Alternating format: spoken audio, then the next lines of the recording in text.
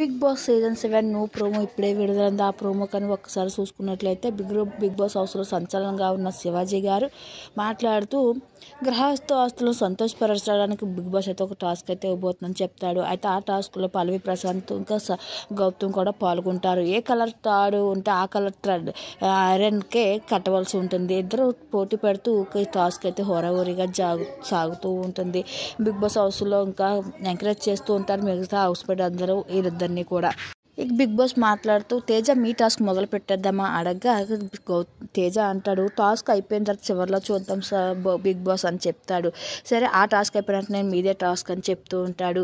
అయితే ఇక big boss హౌస్లో మాత్రం ఇక ఒక లెటర్ అయితే పెడుతుంది. ఇక అక్కడ అది వచ్చి ప్రియాంక చదువుతుంది.